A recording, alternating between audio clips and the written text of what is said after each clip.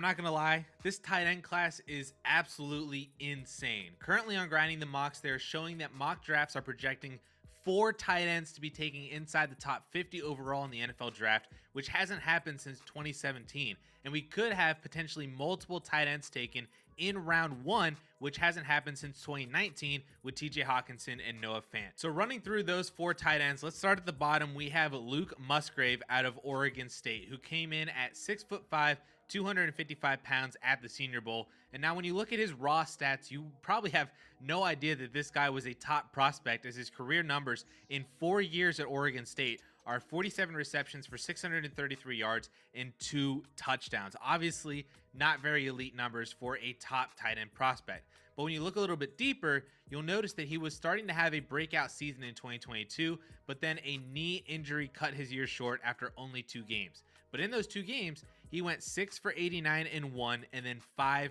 for 80, leading the team in receiving in both games by a good margin. But it's really not until you turn on the tape that you see why Musgrave is being talked about as a top 50 overall prospect. He has everything that we fantasy managers just drool over from a tight end: the ability to play in the slot or out wide, the athleticism, the straight line speed, body control, and catch radius. Everything that you want your fantasy tight end to do, Musgrave does it.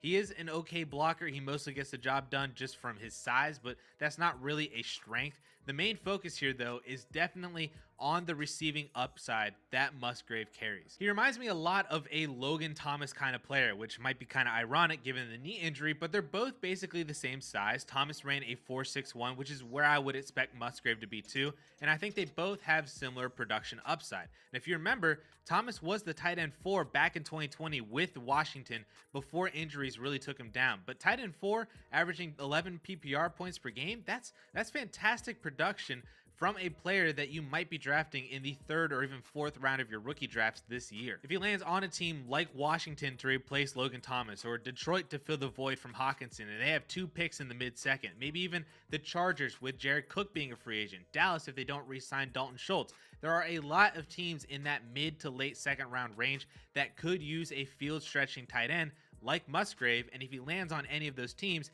he's going to gain a lot of value and be one of my primary targets in the later round of rookie drafts. Let's move over now to Darnell Washington from Georgia, who is just a monstrous human being, listed at 6'7", 270 pounds. He is essentially an extra offensive lineman because of that size, but he's also a really good blocker apart from just being so big. In fact, he was 5th among all tight ends in PFF's run blocking grades in 2022, so that's a skill set that he's already got coming into the NFL. But with that size, he is also very athletic, like terrifyingly athletic for how big he is. I mean, he's out here hurdling defenders, he's making guys miss on the sideline, he's making one-handed catches, mossing people on jump balls. There's absolutely no reason that a person should be that athletic at that size. It's like we're in an alternate dimension where LeBron James decided to play football instead of basketball.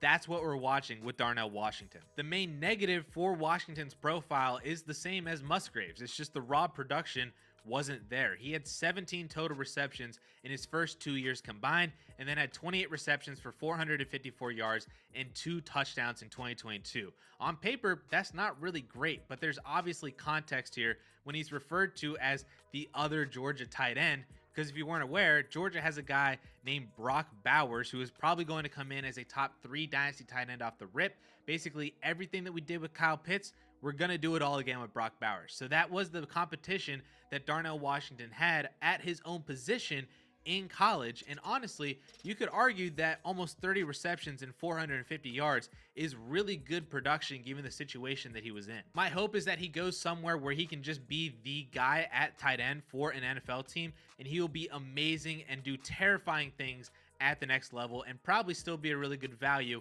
in your rookie drafts if he is a 3rd or even 4th round pick. But perhaps my favorite tight end in this entire class is actually Dalton Kincaid out of Utah. Kincaid is basically Musgrave with elite college production. He's listed at 6'4", 240 pounds, and is being talked about as the 2nd first-round tight end in this class. That's how much hype there is currently around Dalton Kincaid. Now, he is a 5-year player and spent the first 2 years of his career at San Diego before transferring to Utah in 2020. He didn't really do too much that year due to transferring, and then COVID happened, but then in 2021, he totaled 510 yards and 8 touchdowns, and then followed that up in 2022 with 890 yards and 8 touchdowns on 70 receptions, leading the team in every receiving category. Like, statistically, that's basically the same production that Jordan Addison had this past year at USC. But even when I see that the production and the numbers are fantastic, I'm still somehow surprised by how good he looks on tape. He's a really good route runner. He catches everything thrown at him. He's very athletic both before and after the catch, even making highlight reel grabs that display some immense body control. He is essentially a wide receiver playing the tight end position, and that's how Utah used him. He's not a good blocker, and he's a little undersized for the traditional tight end role in the NFL, but when you have the receiving ability that Kincaid has, an NFL team should know exactly how to use him, and use him just like Utah did. He's basically like an Evan Ingram or a Greg Dulcich, just essentially a third wide receiver out there in the slot. If he is a first round pick, I really hope it's to like the Chargers, the Cowboys, or even the Jaguars, all of whom have tight ends on expiring contracts this offseason, and if they let that veteran walk, they could easily replace him with Dalton Kincaid in the draft. And if that happens, I would not be shocked at all to see Kincaid in the mid-second in Superflex rookie drafts, perhaps even early second, depending on how the other positions shake out. And then lastly, we get to tight end 1, Micahel Mayer out of Notre Dame. Now, Mayer is actually a very different player than the other 3 that we just talked about, because he is the most complete and traditional NFL tight end in this entire class. Like, he is basically Jason Witten reincarnated. He is a great receiver. He has amazing production at Notre Dame with back-to-back 800-yard seasons and 16 touchdowns over the last 2 years. He's also a fantastic blocker, which I think will only help his immediate fantasy value, because he should be able to play at a high volume of snaps immediately because he fits in whatever offense or situation their team is in. He won't need to come off the field in certain situations because he can't block. He can, and he can do it better than a lot of other tight ends. So Mayer is just the complete all-around perfect package from a tight end prospect, and I will be shocked if he is not drafted in round 1. The only question then becomes, when is the right time to draft him in our rookie drafts? Like, we as a community generally suck at drafting tight ends in the first round. Think OJ Howard, David Njoku, Evan Ingram, Noah Fant. None of these guys have lived up to their rookie draft capital as first round picks, but that's the price that you're probably going to have to pay in order to get Micahel Mayer this year. But depending on how the NFL draft goes and how ADP shakes out for rookie drafts afterward, I may or may not be inclined to take Mayer in the first.